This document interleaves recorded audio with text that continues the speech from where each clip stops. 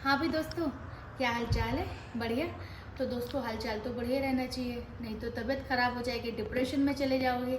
जी हाँ, आज जिस टॉपिक के ऊपर मैंने वीडियो बनाई है उसका नाम है डिप्रेशन। मुझे पता है आप लोग जानना चाह रहे होंगे जल्द से जल्द कि मैं कैसे डिप्रेशन में गई और मैं वापस से कैसे ठीक हुई।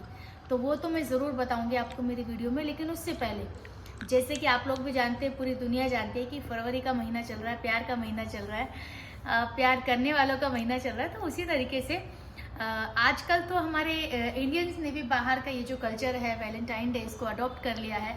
आजकल हमारे इंडिया में भी इसको सेलिब्रेट करते हैं, इजहार करते हैं। Even husband wife also celebrate kiss day, rose day, chocolate day, न जाने कितने सारे डे हैं, तो वो सब करते हैं। तो उसी तरीके से तो मैं तो फिलहाल अभी इंडिया में भी नहीं हूँ, मैं तो अभी युगांडा में हूँ। तो कल जैसे कि पहला दिन था, that was rose day.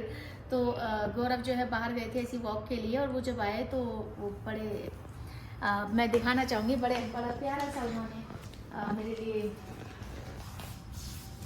Flowers लेके आए थे। ये आप देखिए, जैसे देख रहे हैं।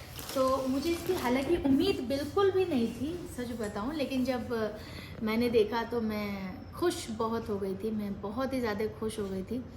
तो लेकिन उनसे पहले मैं लेकर आ गई थी और मैं चाहती थी कि मैं उनको सरप्राइज़ दूँ। लेकिन जब उन्होंने मुझे दिया तो मुझे लगा कि अब मुझे क्या करना चाहिए। तो मैंने सोचा चलो ठीक है, सुबह का वेट करना चाहिए। तो वैसे ही फिर मैंने उनको सुबह की चाय के साथ ये रोज़ दिया है। तो इसी तरीके से हमारा ये प्यार का जो महीना है इस तरीके से शुरू हुआ। तो दूसरी चीज़ ये है कि दोस्तों, बात करते हैं डिप्रेशन की। डिप्रेशन के बारे में अगर कहूँ दोस्तों, तो इसमें कोई भी जा सकता है। जो 10 से 12 साल का बच्चा है वो भी जा सकता है, जो 17 से 18 साल का बच्चा है वो भी जा सकता है, जो 24 से 35 साल के जो एज के हैं, मिडिल एज जिनको बोलते हैं, वो भी जा सकते हैं। ओल्ड एज में कोई भी जा सकता है, पढ़ा लिखा इंसान, अनपढ़ गंवार, शहर में रहने वाला, गांव में रहने वाला। तो डिप्रेशन किसी को भी हो सकता है।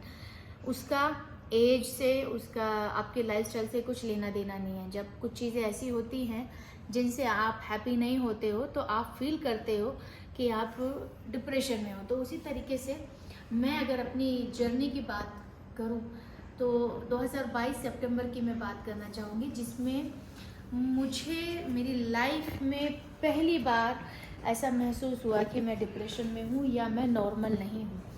जब मुझे बार बार ये महसूस होने लगा कि मैं सुसाइड करना चाहती हूँ। एक टाइम ऐसा आया दोस्तों जिसमें मुझे लगा कि मैं सुसाइड करना चाहती हूँ, मैं नहीं जीना चाहती, और एवरी सेकंड मुझे पल्पिटेशन, एंजाइटी, और मुझे लग रहा था कि मैं भाग जाना चाहती हूँ कहीं पर भी। तो मेरा जो बेटा है वो मेरे साथ में था, उसके अलावा कोई भी नहीं था। जो बाकी लोग थे वो ऐसे लोग थे जिनसे मैं अपने मन की बात नहीं कर सकती थी। तो इसीलिए मैं एवरीडे ऐसा फील कर रही थी कि I am not happy and I want to run away and और I should do suicide and all. तो एक जब बहुत ज़्यादा हो गया तो मुझे लगा कि अब कुछ तो करना चाहिए। एक दिन ऐसा आया कि मैंने अपना सर दीवार में मारा और फिर मुझे बड़ी तकलीफ़ हुई, डॉक्टर के पास गए, ये सब वो सब सारी चीज़ें हुई मेरे साथ दोस्तों। एक दिन मैंने गूगल पे सर्च किया, मैं अलीगढ़ में थी उन दिनों, तो वहाँ पे 2-3 डॉक्टर के मेरे पास आया गूगल पे। तो उसमें से मैंने एक डॉक्टर के पास गई, साइकोलॉजिस्ट जो डॉक्टर होते हैं, तो मनोवैज्ञानिक, तो जो है वहाँ पर गई। तो वहाँ पे जब मैं गई तो डॉक्टर ने मुझसे मुश्किल से आधा घंटा बात की, और आधे घंटे में उसने 2 से 3 बार ही मुझसे कुछ पूछे, और उसके अलावा सिर्फ मैं ही बातें करती रही। मैं वहाँ जाके रोई एक्चुअली, और मैंने वहाँ जाके बोला कि मैं खुश नहीं हूँ और मेरे साथ ऐसा हो रहा है, मेरे साथ वैसा हो रहा है, और मैं बिल्कुल भी अच्छी नहीं हूँ। तो उन्होंने मुझे मेडिसिन भी लिखी, और उन्होंने बोला कि आप सॉल्यूशन ढूंढो, छत पे जाओ, थोड़ा सुबह वॉक करो, बाहर निकलो, बाहर के लोगों से मिलो। लेकिन चूंकि वो मेरी ससुराल थी तो मैं वहाँ पे कंफर्टेबल भी नहीं थी, तो ना मैं बाहर जा सकती थी अपनी मर्जी से, क्योंकि मुझे एक अच्छी बहू भी बनना था, अच्छी बहू भी साबित होना था। हम अपनी लाइफस्टाइल चेंज करते हैं अपनी जगह के हिसाब से, तो इसलिए मैं वहाँ पर ये सब चीज़ें नहीं कर पाई। उन्होंने मुझे मेडिसिन लिखी थी, मैंने मेडिसिन भी नहीं ली थी, मैं आपको बताना चाहती हूँ दोस्तों। लेकिन जब मैं वहाँ से निकली तो मुझे ये फील हुआ कि उन्होंने तो कुछ नहीं किया। मतलब मैं जब डॉक्टर को मिली मुझे लगा ये वो जस्ट नॉर्मल डॉक्टर, वो ऐसे कुछ खास कमाल का भी नहीं था, बहुत नॉर्मल से डॉक्टर था वो। लेकिन बस वहाँ जाके मैंने क्या किया, वहाँ जाके सिर्फ मैंने बात की और मैं रोई वहाँ पर, और मैंने उनको बोला कि मैं खुश नहीं हूँ। तो मुझे तब एहसास हुआ कि मैं मुझे कोई एक ऐसा इंसान चाहिए था जिसको मैं ये बोल सकूं कि मैं खुश नहीं हूँ और मैं रोना चाहती थी। तो दोस्तों उसी तरीके से सिर्फ यही एक छोटा सा इलाज है। अगर आप खुश नहीं हैं तो आप खुलकर बोलिए, अगर अनहैप्पी है तो बोलिए कि मैं अनहैप्पी हूँ, अगर आप रोना चाहते हैं तो रोइए।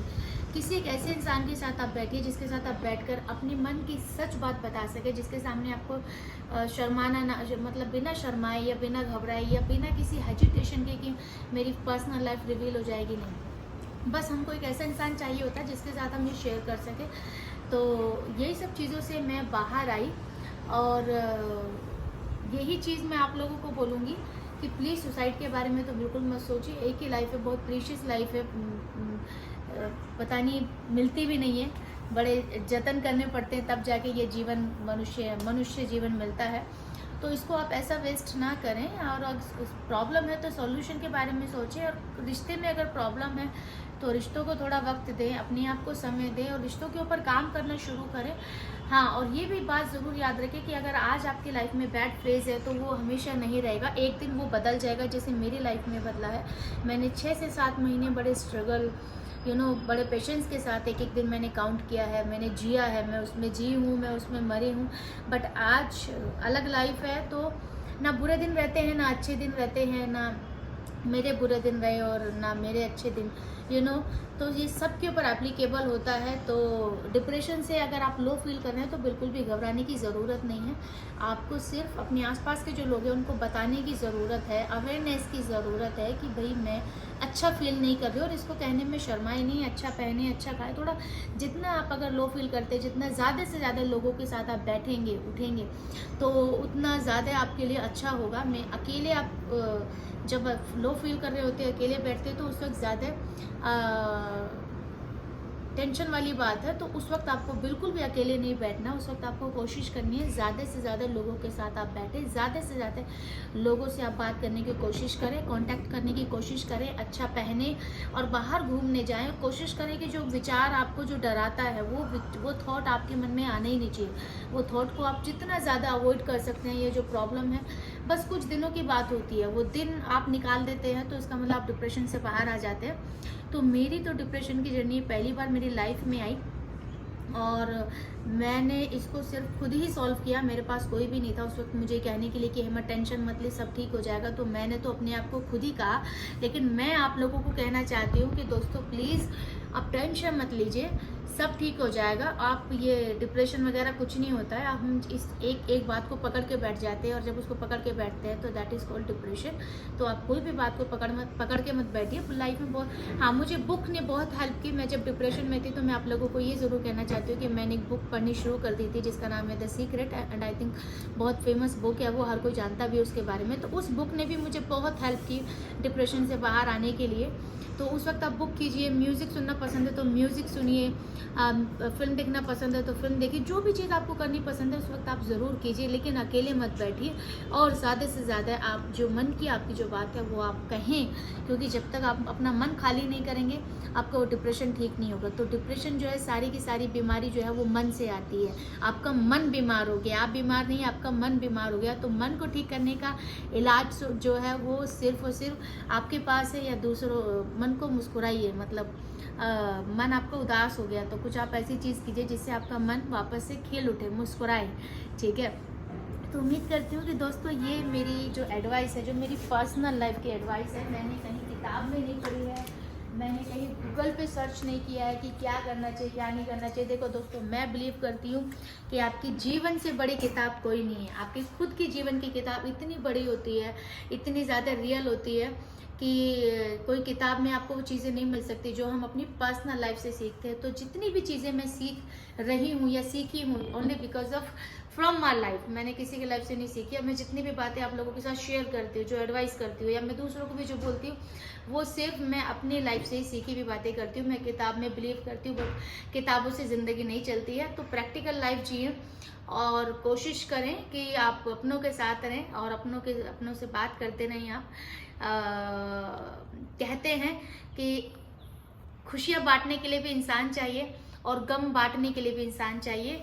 तो प्लीज़ इंसानों के बीच में रहें और अगर मेरी बात अच्छी लगे, अगर आपको लगता है मैंने आप बिल्कुल सही बात कही है, सही आपको जो है एडवाइस की है, तो उसको लाइक करें, शेयर करें, कमेंट्स करें। And I am waiting for your comments also. और अगर मेरा चैनल सब्सक्राइब नहीं किया है तो जाने से पहले भूले नहीं, क्योंकि उसके बाद ही आप मेरी आने वाली वीडियो देख सकते हैं। तो उम्मीद करती हूँ ये मेरी आज की वीडियो से आपको बहुत बड़ा मैसेज मिला होगा।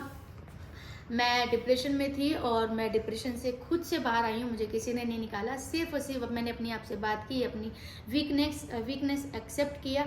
तो आप भी एक्सेप्ट करें, अपने फेलियर को आप एक्सेप्ट करें अगर आप कहीं फेल हो जाते हैं, और हैप्पी रहें। लाइफ बहुत बड़ी है, एक चीज़ पे ख़त्म नहीं होती है ना।